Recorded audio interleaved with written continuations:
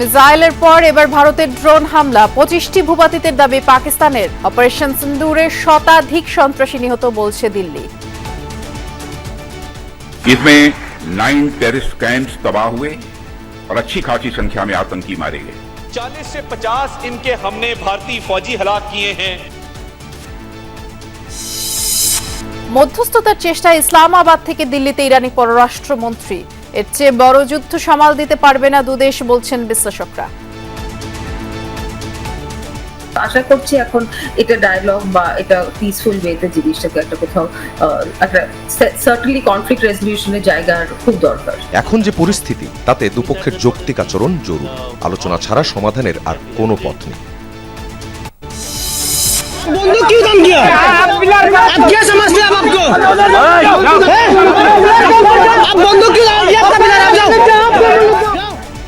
সিলেটের গোয়াইনঘাট সীমান্তে খেলার মাঠ নিয়ে বিএসএফ স্থানীয়দের উত্তেজনা, 3 জেলায় অনুপ্রবেশকারীদের জিজ্ঞাসাবাদ।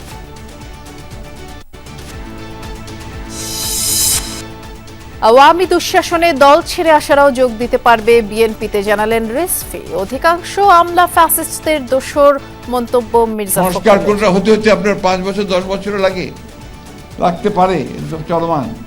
তাহলে নির্বাচন 10 বছর হবে না। আর এই 10 বছর কি ওই ফ্যাসিবাদী আমলাদের হাতেই দেশ চলবে?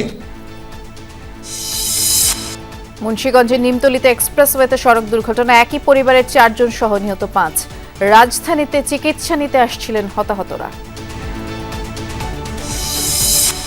চট্টগ্রাম বন্দরের নতুন সব টার্মিনাল যাচ্ছে বিদেশি অপারেটরদের হাতে। সক্ষমতা বাড়াতে আরও পরিকল্পনার কথা জানালেন বিডার নির্বাহী চেয়ারম্যান।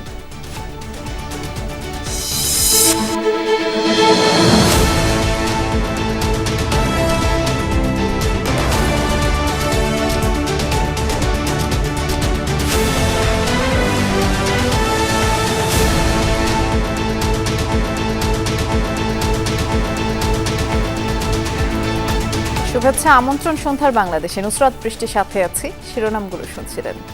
ক্ষেপণাস্ত্রের পর এবারে পাকিস্তান জুড়ে ড্রোন হামলা চালালো ভারত। করাচি, লাহোর, রাওয়ালপিন্ডি সহ অন্তত 10 শহরে এই হামলা চালানো হয়। ইসরায়েল নির্মিত এসব ড্রোনের আঘাতে বেশ কিছু স্থাপনায় ক্ষতিগ্রস্ত হয়েছে। নিহত হয়েছেন 1 জন, আহত 4 সেনা কর্মকর্তা। আকাশ প্রতিরক্ষা এবং জ্যামার ব্যবহার করে 25টি ড্রোন ধ্বংসের দাবি করেছে পাকিস্তান। বুধবার ভারতীয় হামলা প্রতিহত করার সময় দেশটির অর্ধশত সেনা নিহত হয়েছে বলেও দাবি ইসলামাবাদের। বৃহস্পতিবার সকাল হঠাৎই সাইরেনের শব্দে কেঁপে ওঠে লাহোরের ওয়ালটন রোড এলাকা। এরপর শোনা যায় একাধিক বিস্ফোরণ। আতঙ্ক ছড়িয়ে পড়ে পুরো এলাকায়। লাহোরের পাশাপাশি আরও বেশ কয়েকটি শহরে হয় বিস্ফোরণ। ঘটনার পর দ্রুত রেড অ্যালার্ট জারি করা হয় বিভিন্ন স্থানে। মোতায়েন করা হয় সামরিক বাহিনীর সদস্যদের। বন্ধ রাখা হয় বিমান চলাচল। সক্রিয় করা হয় আকাশ প্রতিরক্ষা ব্যবস্থা। পাকিস্তান আইএসপিআর জানায়, দেশজুড়ে ড্রোন হামলা চালিয়েছে ভারত। গুজরানওয়ালা, চকওয়াল, আত্তাক, রাওয়ালপিন্ডি, মিয়াওয়ালি এবং করাচি লক্ষ্য করে এসব ড্রোন ছোড়া হয়। সকাল 10:45টার দিকে আমার বাড়িতে বিস্ফোরণ হয়। এতে আমার বাড়ির ছাদ ধসে পড়ে। জ্যামারের মাধ্যমে এবং এয়ার ডিফেন্স সিস্টেম ব্যবহার করে ধ্বংস করা হয় বেশ কিছু ড্রোন। এছাড়াও কয়েকটি ড্রোনের বিস্ফোরণে সামরিক বেসামরিক বেশ কয়েকজন হতাহত হয়েছে বলেও জানানো হয়। ভারত আবারও আমাদের ভূখণ্ডে হামলা চালিয়েছে। বিভিন্ন স্থানে তারা হ্যারপ ড্রোন দিয়ে হামলার চেষ্টা চালিয়েছে, তবে আমরা তা প্রতিহত করেছি। এখন পর্যন্ত 25টি ড্রোন ধ্বংস করা হয়েছে। পাকিস্তানের দাবি, ইসরায়েলি হ্যারপ ড্রোন ছোড়া হয় ভারত থেকে। নজরদারি এবং হামলা 2 কাজে ব্যবহৃত হয় এই ড্রোন। এসব হামলায় তোলপাড় শুরু হয়েছে পাকিস্তান জুড়ে। 40 से 50 इनके हमने भारतीय फौजी हलाक किए हैं।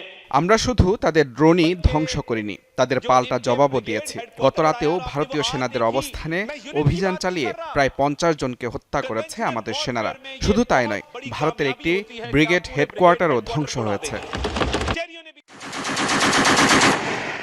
এদিকে ভারত পাকিস্তান নিয়ন্ত্রণ রেখায় আবারও ব্যাপক গোলাগুলি হয়েছে। এতে নিহত হয়েছেন এক ভারতীয় সেনা।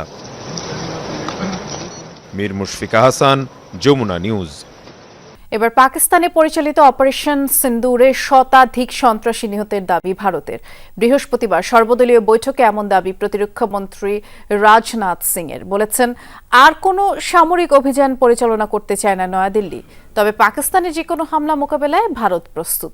বৈঠকে সন্ত্রাসবাদ মোকাবেলায় মোদী সরকারের প্রতি পূর্ণ সমর্থন জানায় প্রধান বিরোধী কংগ্রেস সহ অন্যান্য রাজনৈতিক দলগুলো। এছাড়া দলগুলোকে অভিযানের বিস্তারিত তথ্য জানানো হয় সর্বদলীয় বৈঠকটিতে। এতে অংশ নেন স্বরাষ্ট্রমন্ত্রী অমিত শাহ, বিজেপি প্রধান জেপি নাড্ডা, কংগ্রেস সভাপতি মল্লিকার্জুন খার্গে সহ অন্যান্য আলোচিত নেতারা।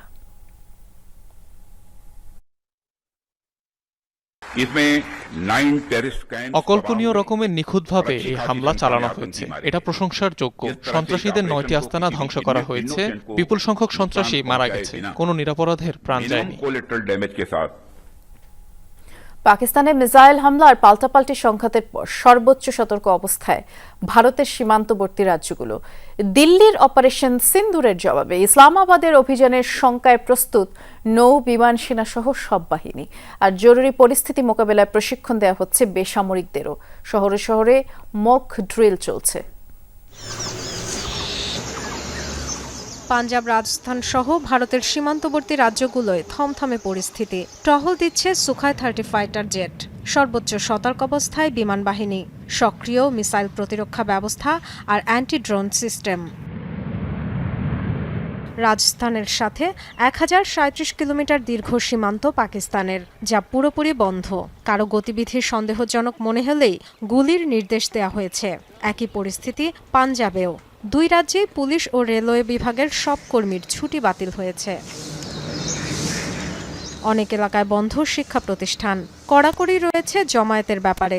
জয়সলমের, যোধপুর সহ কিছু এলাকায় মধ্যরাত থেকে ভোর পর্যন্ত ব্ল্যাকআউটের নির্দেশ দেওয়া হয়েছে, যাতে শত্রুপক্ষের জন্য বিমান হামলা কঠিন হয়। এমন পরিস্থিতিতে মক ড্রিলও হচ্ছে ভারতের বিভিন্ন শহরে। অংশ নিয়েছে police, fire service, national disaster response force NDRF, সেনা সহ সব বাহিনীর সদস্যরা। জরুরি অবস্থায় কোনো কোনো গ্রাম থেকে বাসিন্দাদের সরিয়ে নেয়ার পরিকল্পনাও করা আছে।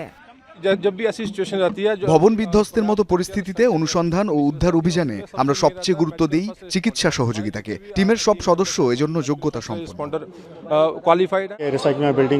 বিমান হামলায় ভবন ধস হলে পুলিশ, প্রশাসনের কর্মীসহ বিভিন্ন বিভাগ উদ্ধার অভিযান পরিচালনা করে। যেহেতু সত্যিকারের যুদ্ধের শঙ্কা, তাই সতর্ক থাকা এবং করণীয় সম্পর্কে জানাতেই এই মহড়া।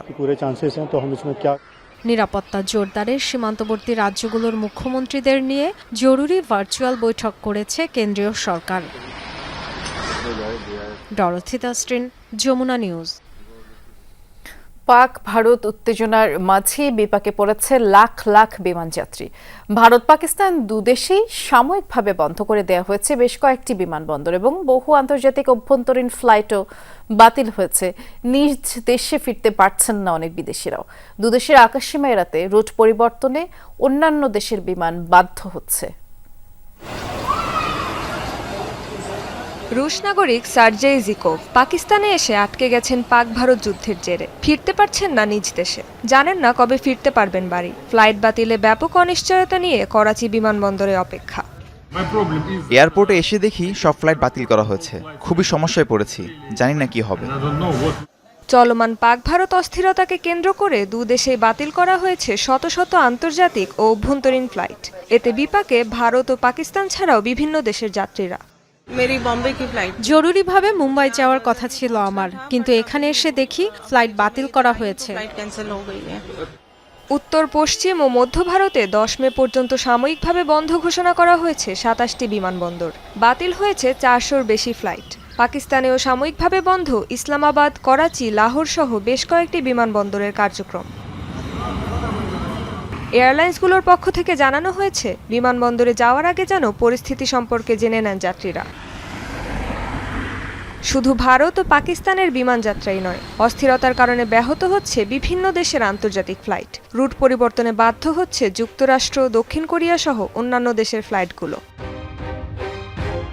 রেজওয়ানা সাইমা, যমুনা নিউজ। ভারতের উপরে সামরিক হামলা হলে অত্যন্ত কঠোরভাবে এর জবাব দেওয়া হবে বলে মন্তব্য করেছেন দেশটির পররাষ্ট্রমন্ত্রী এস জয়শঙ্কর। বৃহস্পতিবার নয়াদিল্লিতে ইরানের পররাষ্ট্রমন্ত্রী আব্বাস আরাগচির সাথে বৈঠকে তিনি কথা বলে জানিয়েছেন, পাকিস্তানের সাথে উত্তেজনা বৃদ্ধির কোনো ইচ্ছা ভারতের নেই, তবে আক্রমণ হলে তারা চুপ করে থাকবে না, পাল্টা জবাব দেওয়া হবে।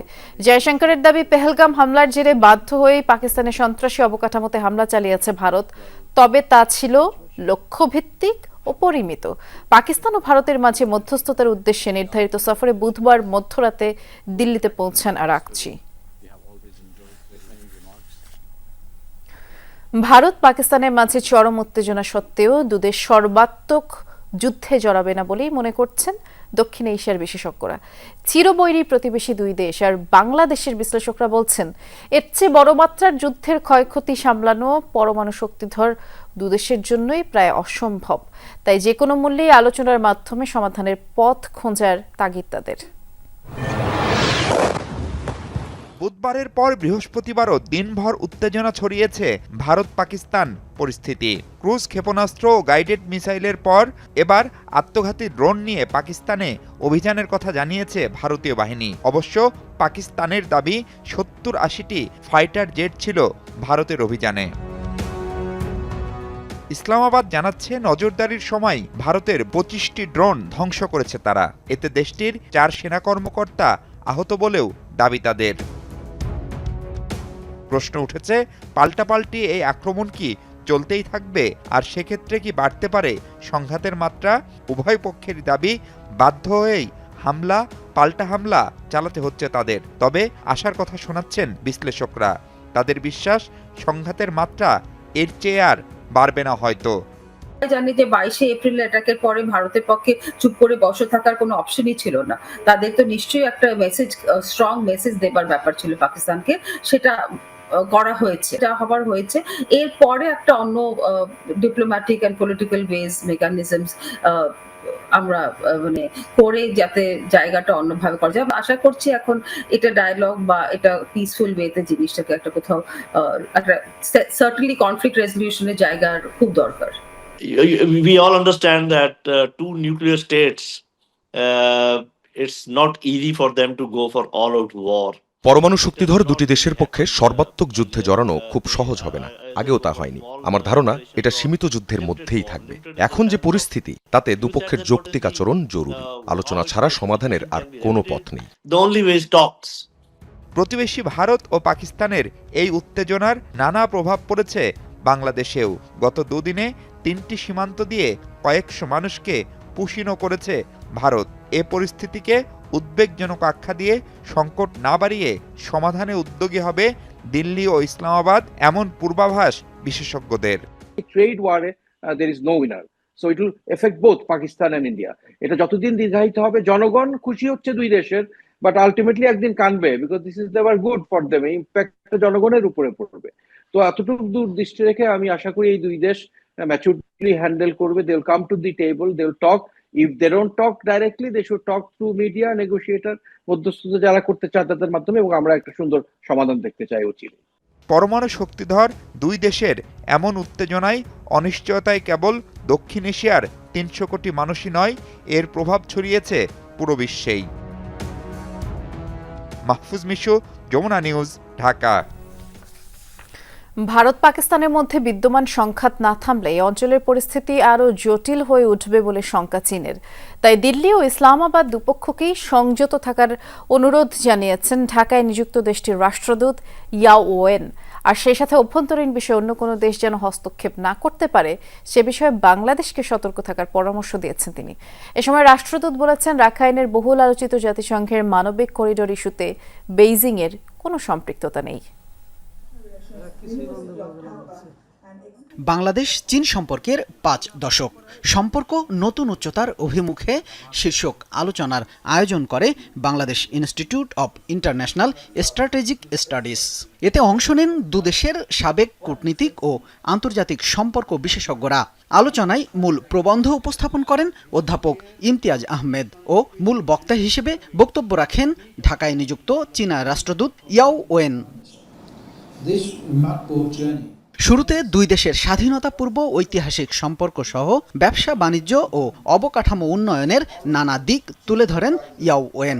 এ সময় পাক ভারত যুদ্ধের প্রসঙ্গ টেনে উদ্ভূত পরিস্থিতিতে দুই পক্ষকে বিরত থাকার আহ্বান জানান তিনি। পেহেলগাম হামলার নিরপেক্ষ তদন্তেরও দাবি করেন তিনি। পাক ভারত চলমান সংঘাতময় পরিস্থিতিতে দুই পক্ষকে বিরত থাকতে হবে, অন্যথায় পরিস্থিতি আরও জটিল হয়ে উঠবে। চীন সব ধরনের সন্ত্রাসবাদের বিরুদ্ধে পেহেলগামের হামলার ঘটনায় নিরপেক্ষ তদন্ত হওয়া উচিত। রাখাইনে জাতিসংঘের মানবিক করিডোর ইস্যুতেও কথা বলেন ইয়াও ওয়েন। জানান, মানবিক করিডোর বিষয়ে চীন অবহিত নয় ও কোনো ধরনের সম্পৃক্ততা নেই।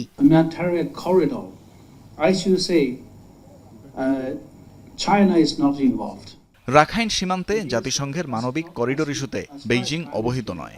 এই বিষয়েও চীনের কোনো ধরনের সম্পৃক্ততা নেই। চীন কোনো দেশের অভ্যন্তরীণ বিষয়ে জড়াতে বা হস্তক্ষেপ করতে চায় না। আলোচনায় তিস্তা মহাপরিকল্পনা প্রসঙ্গে রাষ্ট্রদূত জানান, বাংলাদেশ সম্মতি দিলে দ্রুতই কাজ শুরু করতে প্রস্তুত চীন। শামীম রেজা, যমুনা নিউজ, ঢাকা। সিলেটের গোয়াইনঘাট সীমান্তে খেলার মাঠ নিয়ে স্থানীয়দের সাথে বিএসএফ এর উত্তেজনা দেখা দিয়েছে। সকালে 11টা নাগাদ উপজেলার তামাবিল সীমান্তের খাসিয়া হাওড়ে এই ঘটনা ঘটে। স্থানীয়দের দাবি, 100 বছর ধরে একটি বিরানভূমিকে খেলার মাঠ হিসেবেই তারা ব্যবহার করে আসছিলেন। সম্প্রতি সেই মাঠের ভেতরে ভারতীয় পিলার সরিয়ে আনার একটি পায়তারা শুরু করে বিএসএফ। এ নিয়ে সকালে দুই দেশের জরিপ দল সেখানে গেলে পরে উত্তেজনা ছড়িয়ে পড়ে। বিজিবি জানায়, ছিটমহল চুক্তির অধীনে সে স্থানে বাংলাদেশ ভারত যৌথ জরিপ করার কথা ছিল।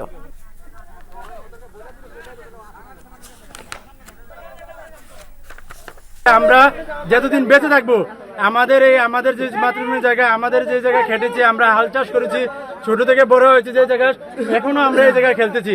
আমাদের জান থাকতেও আমরা এই জায়গায় ছাড় দেব না। 3 জেলার সীমান্ত দিয়ে অনুপ্রবেশকারীদের জিজ্ঞাসাবাদ ও তথ্য যাচাই বাছাই করছে বিজিবি। বুধবার ভোরে মৌলভীবাজারের কমলগঞ্জের ধলই সীমান্ত এলাকা দিয়ে ভারত থেকে নারী শিশু সহ 15 জন অনুপ্রবেশ করে। তাদের হেফাজতে নিয়ে জিজ্ঞাসাবাদ করা হচ্ছে।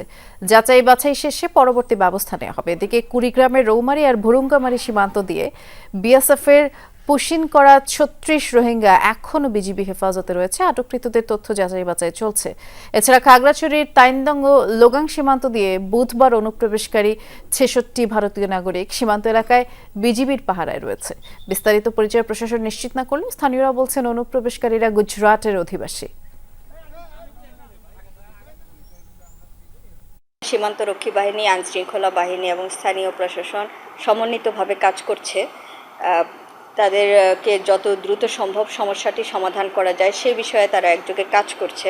আমরা কাজ করছি, একসাথে সমন্বয় রাখছি। এখনো শতকরা 90% মামলা ফ্যাসিস্টদের দোষর বলে অভিযোগ করেছেন বিএনপি মহাসচিব মির্জা ফখরুল ইসলাম আলমগীর। তিনি বলেছেন, অনির্বাচিতদের দিয়ে দীর্ঘ সময় চলতে পারে না দেশ।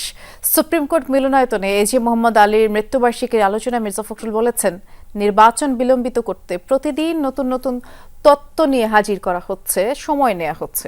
সোশ্যাল মিডিয়ার মাধ্যমে দেশকে ভঙ্গুর অবস্থানে নিয়ে যাওয়া হচ্ছে বলে অভিযোগ তার। বলেন, দেশ একটি অনিশ্চয়তার মধ্যে আছে। জনগণের নানা সমস্যা দ্রুত সমাধানের জন্যই বিএনপি নির্বাচন চায় বলে জানান তিনি। বলেন, মঙ্গলবার প্রমাণ হয়েছে খালেদা জিয়া দেশের সবচাইতে জনপ্রিয় নেতা। বিএনপির হাতে এদেশের স্বাধীনতা ও গণতন্ত্র নিরাপদ বলে প্রমাণ হয়েছে বলেও দাবি করেন মির্জা ফখরুল। সংস্কার তো একটা চলমান প্রক্রিয়া। সংস্কার কোনটা হতে হতে আপনার 5 বছর 10 বছরও লাগতে পারে, এটা তো চলমান। তাহলে নির্বাচন 10 বছর হবে না। আর এই 10 বছর কি ওই ফ্যাসিবাদী আমলাদের হাতেই দেশ চলবে? এখন তো আমরা ফ্যাসিবাদী আমলাদের দ্বারাই পরিচালিত হচ্ছি। সেক্রেটারিয়েটে আমলারা 90% আমরা ফ্যাসিবাদের দোষর।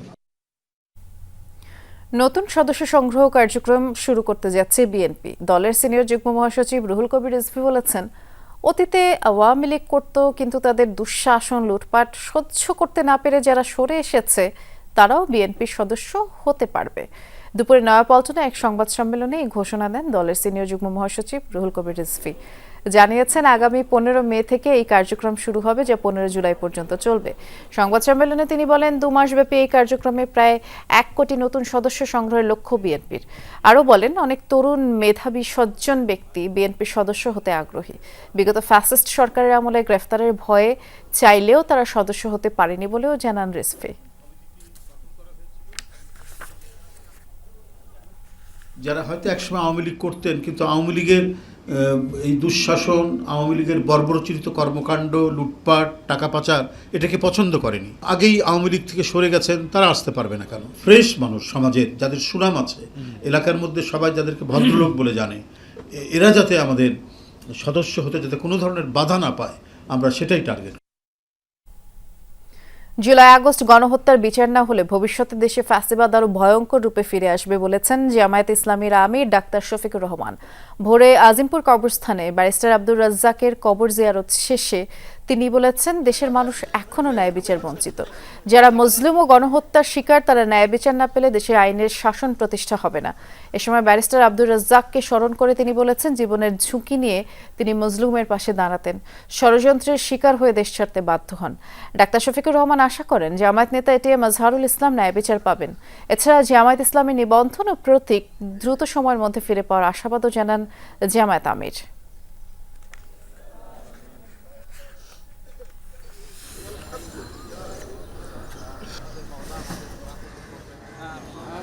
ন্যায় বিচারটা দেখতে চাই, দোয়া করেন সেই ন্যায় বিচার শুধু আমরা না, জাতি যেন পায়। এই যে 24-এর আন্দোলনে যারা শহীদ হলো, যারা পঙ্গু আহত হলো, যারা জীবনের তরে জিন্দা শহীদ হয়ে এখন বিছানায় পড়ে আছে, কাতরাচ্ছে, অন্ধ হয়ে, প্যারালাইজড হয়ে, তারা যেন ন্যায় বিচারটা পায়। এই ন্যায় বিচার যদি নিশ্চিত হয় তাহলে আগামীতে কোনো জালিমের জন্ম এই দেশে হবে না। কিন্তু যদি ন্যায় বিচার নিশ্চিত না হয়, তাইলে দফায় দফায় জালিম আরো ভয়ঙ্কর রূপ ধারণ করে জাতির সামনে আসবে। ঢাকায় চিকিৎসা নিতে আসার পথেই মারা গেলেন একই পরিবারের 4 সদস্য সহ 5 জন। এই দুর্ঘটনায় গুরুতর আহত আরও 3 জনের অবস্থাও আশঙ্কাজনক। তাদের চিকিৎসা চলছে ঢাকা মেডিকেল কলেজ হাসপাতালে। গুরুতর অবস্থায় গর্ভবতী নারীকে নিয়ে মাদারীপুর থেকে ঢাকায় আসছিল অ্যাম্বুলেন্সটি, সাথে 10 স্বজন। বেলা 12টার দিকে সিরাজদি খানের নিমতলা এলাকায় চাকা পাংচার হয় অ্যাম্বুলেন্সের। সড়কের পাশেই চলছিল মেরামত কাজ। স্বজনরা ছিলেন অ্যাম্বুলেন্সের পাশেই দাঁড়ানো। 15 মিনিটের মধ্যে ঢাকাগামী গোল্ডেন পরিবহনের বাসটি ধাক্কা দেয় দাঁড়িয়ে থাকা অ্যাম্বুলেন্সটিকে। সাথে সাথেই মারা যান এক নারী, আহত 2 শিশুসহ 7 জন। আশঙ্কাজনক অবস্থায় তাদের আনা হয় ঢাকা মেডিকেলে। অ্যাম্বুলেন্স চালকসহ হাসপাতালে মারা যান আরও 4 জন। ঘটনাস্থল থেকেই বাসটি জব্দ করে পুলিশ। শেষ করার সময় পিছন দিক থেকে এসে গোল্ডেন লাইন বাস এসে তাকে ধাক্কা দেয়। ধাক্কা দিলে একজন মহিলা সে মারা যায়, আর বাদ বাকি অবশ্যই অ্যাম্বুলেন্স যারা যাত্রী ছিলেন 5 জন অথবা 4 জন এরকম যাত্রী ছিলেন, তাদেরকে ঢাকা মেডিকেল কলেজ হাসপাতালে। নিহতরা হলেন সামাদ ফকির, তার ছেলে বিল্লাল ফকির, মেয়ে আফসানা এবং অ্যাম্বুলেন্স চালক মাহবুবুল। দুর্ঘটনাস্থলে নিহত ওই নারী বিল্লাল ফকিরের স্ত্রী বলে জানিয়েছেন স্বজনরা। সরাসরি অ্যাম্বুলেন্সে ধাক্কা দিয়েছে, অ্যাম্বুলেন্স 100 গজের ওই পাশে গেছে, আর ওই তারা সবাই গাড়ির ওই কোচের নিচে ছিল, চাক্কার নিচে ছিল 2 জন, আর আমার বোনিয়া যে ছিল সেও ওই গাড়ির নিচে ছিল, আমার যে তাও সেও গাড়ির নিচে ছিল। তার এই দিকে অবস্থা মানে এত ভেঙে গেছিলো, রক্ত উপরে বেরিয়ে গেছে, আমার তা হিসাবের বুড়ি এদিক দিয়ে বেরিয়ে গেছে, মা হিসাবের এদিকে পুরা নাইয়ে গেছে। দুর্ঘটনার সময় ইখতার ব্যাপারীও তাদের সঙ্গেই ছিলেন, তবে অল্পের জন্য প্রাণে বেঁচে যান তিনি। তাওহিদ মিথুন, যমুনা নিউজ, ঢাকা। চট্টগ্রাম বন্দরের নতুন সব টার্মিনাল যাচ্ছে বিদেশি অপারেটরদের হাতে। এর মধ্য দিয়ে লালদিয়া চরে $800 মিলিয়ন বিনিয়োগ করবে নেদারল্যান্ডের কোম্পানি এপিএম। বে টার্মিনাল পাচ্ছে ডিপি ওয়ার্ল্ড এবং পিএসএ। আজ এসব টার্মিনাল পরিদর্শন করেন বিডা ও বেজার নির্বাহী চেয়ারম্যান আশিক চৌধুরী। বন্দরের সক্ষমতা বাড়াতে আরও পরিকল্পনার কথা জানিয়েছেন তিনি। সকালে লালদিয়া চর পরিদর্শনে যান বিডা চেয়ারম্যান, প্রধান উপদেষ্টার প্রেস সচিব, উপপ্রেস সচিব সহ বন্দর কর্মকর্তারা। এই চর ঘিরে পরিকল্পনার চিত্র তুলে ধরে বন্দর কর্তৃপক্ষ। লালদিয়া চরে চট্টগ্রাম বন্দরের প্রস্তাবিত টার্মিনালে নেদারল্যান্ডসের কোম্পানি এপিএম টার্মিনালস $800 মিলিয়ন বিনিয়োগ করবে বলে জানান বিডা চেয়ারম্যান, যার পুরোটাই প্রত্যক্ষ বিদেশি বিনিয়োগ। তাদেরকে আনার আমাদের মূল উদ্দেশ্য হচ্ছে যে আমাদের যেই যেহেতু আমাদের ল্যান্ড লিমিটেড, আমাদের ক্যাপাসিটি লিমিটেড, সেই লিমিটেড ক্যাপাসিটিকে যাতে আমরা বেস্ট ইউটিলাইজ করি। এই গ্রিন পোর্টটা করতে ওনাদের রাফলি $800 মিলিয়ন মতো লাগবে। এই পুরাটাই এফডিআই হিসেবে বাংলাদেশে আসবে। এখানে কিন্তু সরকার কোনো 1 টাকাও দিচ্ছে না। পরে পতেঙ্গা সমুদ্র সৈকত ঘেঁষা বে টার্মিনাল পরিদর্শন করেন তারা। আমদানি রপ্তানি চাপ সামলাতে বছর 5-এর মধ্যে এটি চালুর আশা প্রকাশ করেন BIDA chairman. We have to keep our I on the big price. Long টার্মে বিগ প্রাইস হচ্ছে যে আমাদেরকে একটা গ্লোবাল ফ্যাক্টরি হতে হবে। সেটা হওয়ার জন্য এই সবগুলা পোর্টকে একসাথে আসলে অ্যাক্টিভেট করা দরকার হবে। 3.5 মিলিয়ন টিউস ইজিলি করতে পারবো, যেটা এখন আমরা করতেছি টোটাল। তো এটা আমাদের একটা বড় ধরনের একটা সক্ষমতা আসবে, যেটা আমাদের ফরেন ইনভেস্টমেন্ট এবং জব ক্রিয়েশনের জন্য গুরুত্বপূর্ণ অবদান রাখবে দেশে। এরপর বন্দরের অপারেশনাল কার্যক্রম দেখতে নিউ মোরিং কন্টেইনার টার্মিনাল এনসিটিতে যান। দেশে বন্দরের সংখ্যা এবং সক্ষমতা বাড়াতে বিদেশি অপারেটর নিয়োগ সহ বিভিন্ন পরিকল্পনা তুলে ধরেন।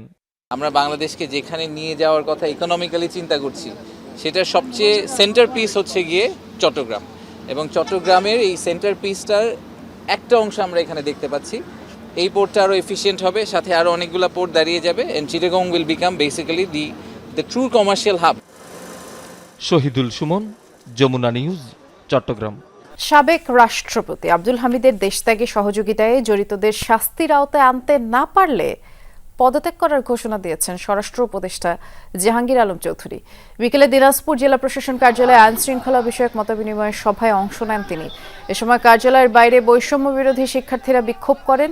সাবেক রাষ্ট্রপতির বিদেশে যাওয়ার ঘটনায় জড়িতদের বিচারের দাবি জানান। পরে স্বরাষ্ট্র উপদেষ্টার কাছেও বিষয়টি তারা জানতে চান। 24 ঘন্টার আলটিমেটাম দেন। জাহাঙ্গীর আলম বলেছেন, ঘটনাটির তদন্ত চলছে।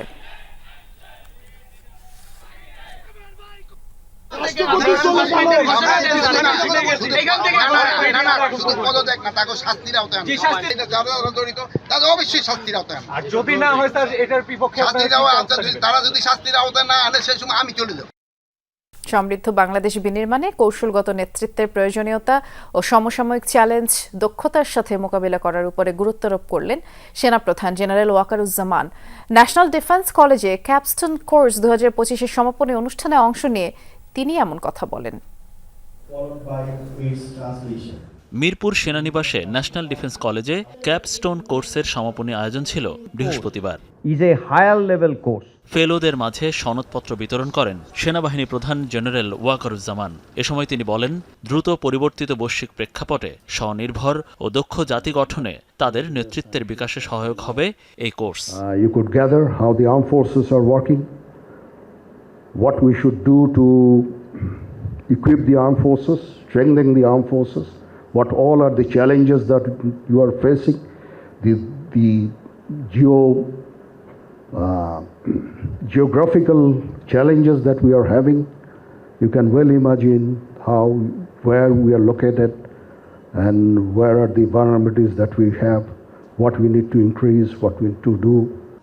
অংশ নেয়া ফেলোরা বলেন, জাতীয় নিরাপত্তা এবং বাংলাদেশের টেকসই উন্নয়নের জন্য সাংবিধানিক দায়িত্ব যথাযথভাবে পালনেও থাকবে এই কোর্সের ভূমিকা। Lifetime of friendships will be made on this platform. Beyond the routine of our everyday life, we started to attend sessions every morning, listening to great minds and knowing about a lot of new perspectives.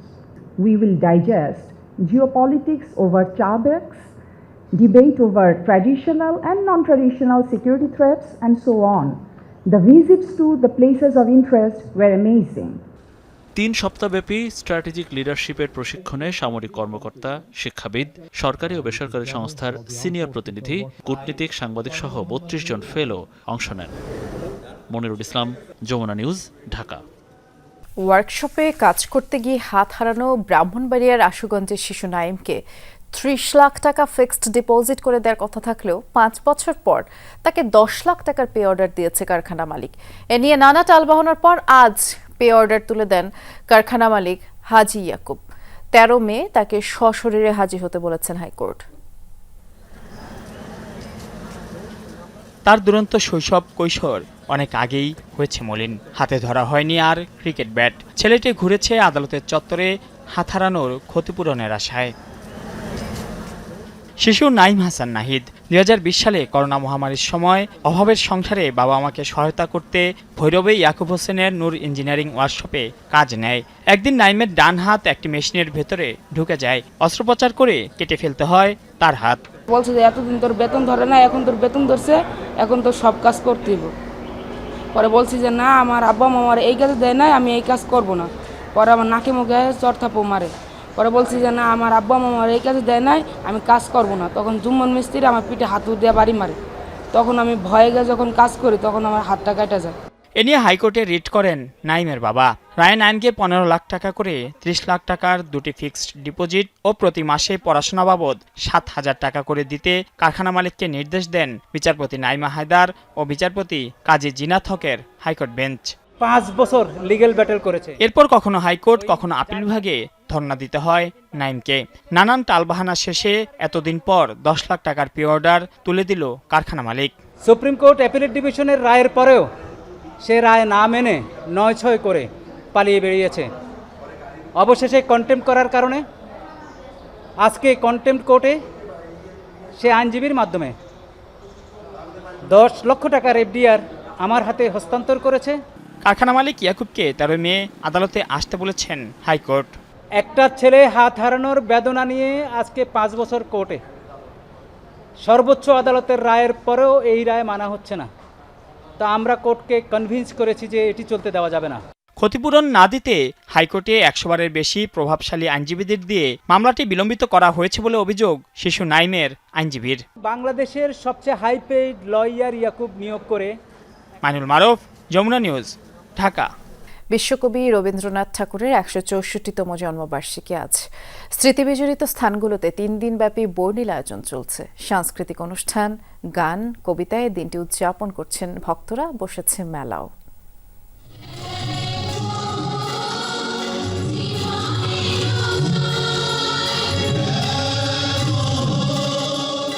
বিশ্বকবির জন্মদিন, তাই স্মৃতিবিজড়িত স্থানগুলোতে আয়োজন করা হয় বর্ণাঢ্য অনুষ্ঠানের, তৈরি হয় উৎসবমুখর পরিবেশ।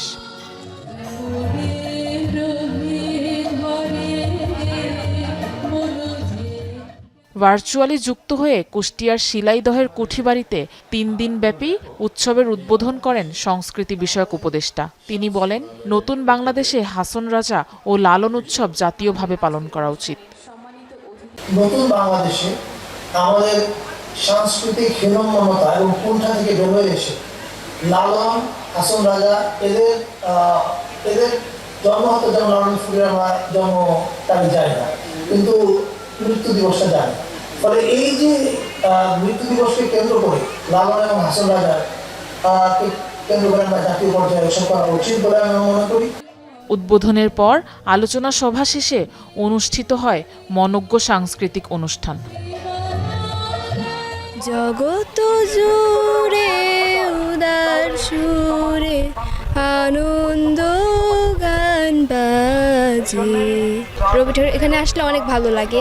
আমরা রবীন্দ্রনাথ ঠাকুরের 164তম জন্মবার্ষিকী উপলক্ষে আমরা এখানে এসেছি। রবীন্দ্রনাথ ঠাকুরের স্মৃতিবিজড়িত নওগাঁর পতিসরেও 3 দিনের বর্ণিল আয়োজন। অনুষ্ঠিত হয়েছে আলোচনা সভা। দর্শনার্থীদের জন্য উন্মুক্ত করা হয়েছে জাদুঘর, বসেছে মেলাও।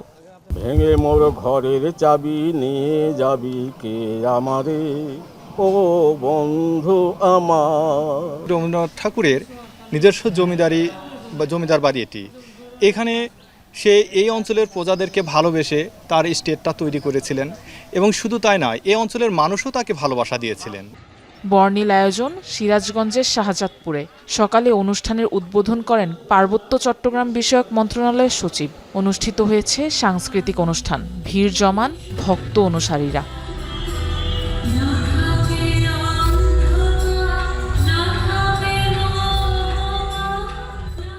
এছাড়াও কুমিল্লা সহ বিভিন্ন স্থানেও বিশ্বকবির জন্মজয়ন্তী অনুষ্ঠিত হয়েছে।